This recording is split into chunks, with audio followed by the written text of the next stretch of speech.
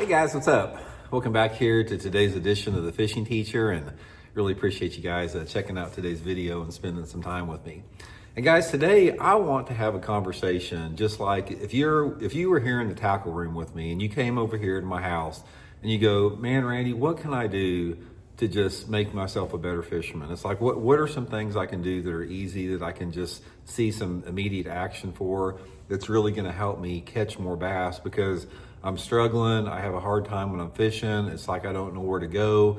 I don't know what to look for. I don't know what the best lures are.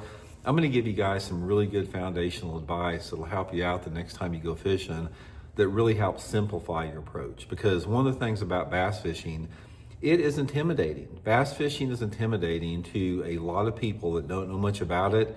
I've been there. I remember when I first started fishing, it's like I wanted to do good. I wanted to be successful and catch fish so bad, but I just struggled with it. And it seemed like it was so impossible to know where to go or just where to begin at. So I'm going to give you guys some good foundational advice. It's really going to help you moving forward in today's video here.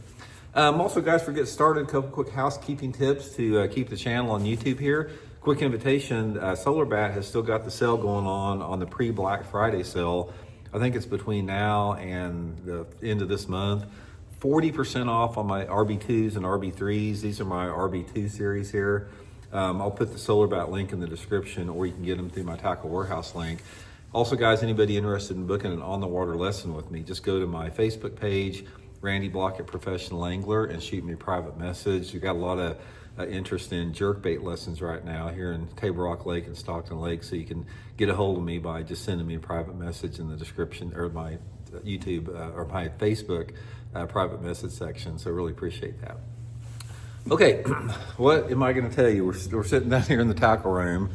You want to learn how to catch some more fish, and you want to not be intimidated, and you want something to simplify. One of the things you have to do with bass fishing is you have to begin, in order to start out at fishing, you can't get overwhelmed by all the variables. There are so many controlled variables and uncontrolled variables in bass fishing that there's a time and place for that later on when you get more skills. But until you get skills, until you get confidence in your own abilities, you have to just sort of keep it manageable. And one of the first things you can do, I'm going to sort of run it through here. Let's say, for example, you got a boat. Maybe you just started fishing. You don't really know what to do. So here is a really good approach for it. The first thing that I suggest is when you put your boat in, you can't look at the whole lake as an entire lake. It's like if you launch your boat on a 20,000 acre lake, don't look at it as a 20,000 acre lake. You have to pick a part of the lake and narrow that part of the lake down to where you're going to fish at. So, and this is stuff we've talked about before, but I want to reiterate it in sort of a different presentation here. So let's say, for example, you go to a 20,000 acre lake. You don't know much about it. You don't know really what to do. The first thing you can do is look at your map and pick out the biggest creek of one of the larger creek arms on the lake. Now, those creek arms could be, 1,000 acres, or it could be 10,000 acres, depending on the size of the lake. But first thing you do is going to land you on a really good area. Is pick out, just a good looking creek and go to the back 2/3 part of that creek. In other words, drive your boat halfway back in the creek, and once you get about 2/3 of the way back in the creek or so, shut your boat down. Now, once you shut your boat down, the water that you see in the front of you from 2/3 of the way back in that creek to all the way back in the creek, that is your lake for the day. It's like you're not going to go halfway out in the creek. You're not going to go to the mouth of the creek out there. You're not going to go to the main lake. Your lake for that day is the back 2/3 part of that creek arm. So immediately, your lake has been reduced down to, anywhere between 50 to maybe 200 or 300 acres. Almost like a big farm pond, because that's where you're going to fish. Now, any time of the year, I don't care if it's winter, summer, spring, or fall, a major creek arm about 2/3 of the way back in the creek, or maybe halfway, but just 2/3 is usually a good starting point. There's always going to be a population of bass there 12 months out of the year. So you're going to be around some fish. If you are in a major creek arm and you're 2/3 of the way back in it, there's going to be some fish back there to catch. So once you make that your area, the next thing you have to do is survey all of the potential bass holding structures or cover in there. So one of the things I suggest is once you get back in that area, just sort of cruise through the area, either on plane or idle through it, and take a look at what you have to fish. It's like, take a look at the type of rock, pay attention to how deep it is off the bank. You know, maybe there's a flat side of the lake, maybe there's a steep side of the lake.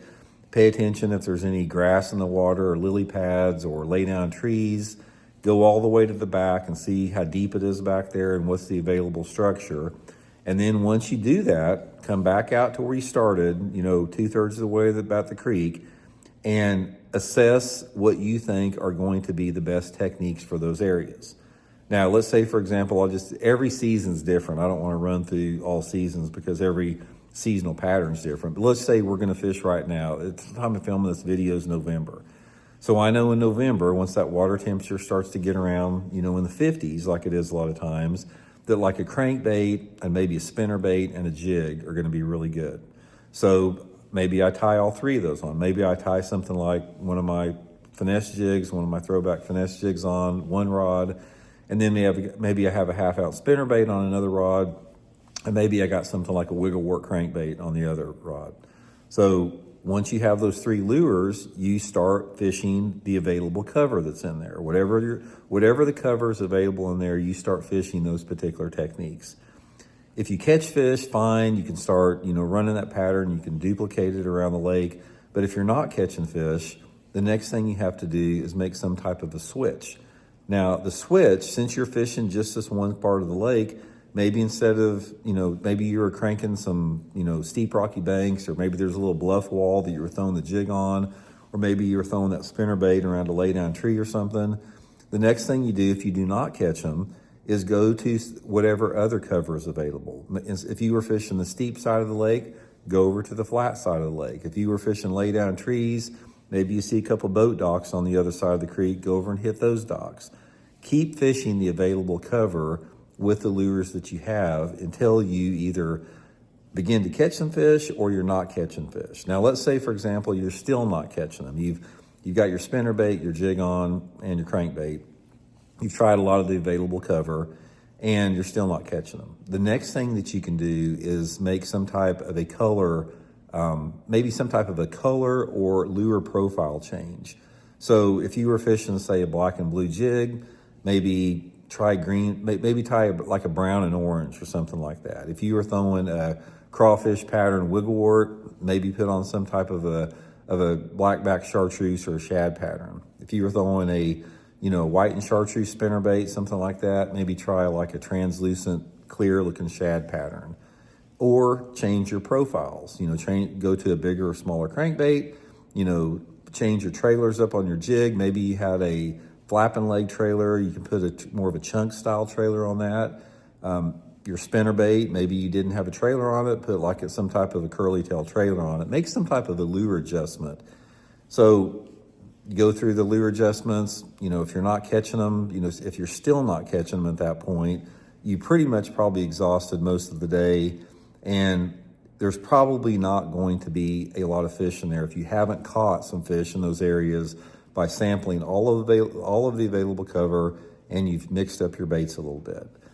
But that's normally going to be a rarity. Normally you're going to find something. Now, one of the key things that's going to help you not get intimidated is you have to maximize, and you have to maximize the potential of that area that is in there. More than likely what's going to happen is when you're in those areas, you're going to start picking up a fish or two. Even if you're not throwing the best lure, if there's a decent population of fish in there, which there is most of the time in those areas, you're going to pick up one here and one there. And that's a great sign, because if you pick up one here and one there and you still have quite a bit of similar cover to fish, that is when you need to really maximize the potential of that area. And the maximization of the potential of the area occurs in a couple different things. It occurs in lure color, lure profile change, lure category change, casting angles, boat positioning, time of day.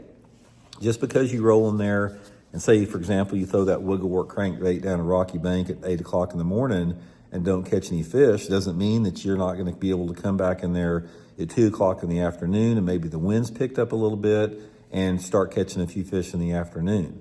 So the advice I want to give you to simplify it is once you pick out an area that has potential, don't leave that area. Just figure the fish out in that area. And that's one of the biggest lessons I learned from my buddy Aaron Martins. And if you don't know who Aaron Martins is, guys, he passed away a few years ago. He's one of the greatest bass anglers of all time, won several Bass Angler of the Years, just a super talented angler, won a lot of tournaments.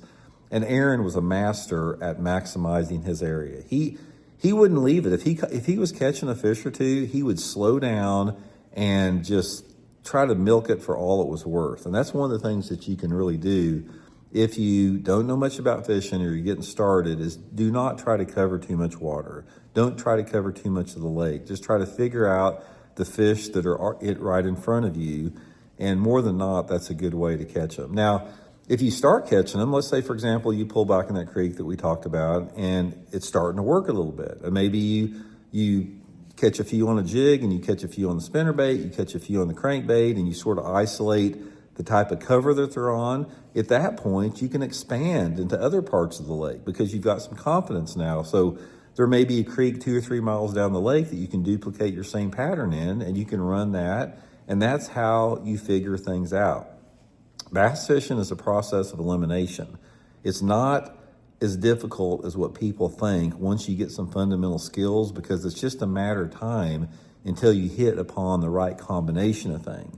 And the combination is being at the right place with the right lure color, and the casting angles and all that type of stuff. It's all about getting all those things together as much as you can. So anyway, that's just some of my advice there, guys. If you don't want to be intimidated, break that lake down into a little small portion and just fish it for all it's worth. And more than not, that'll help you guys have some more consistent success. So anyway, talk to you guys later. See you.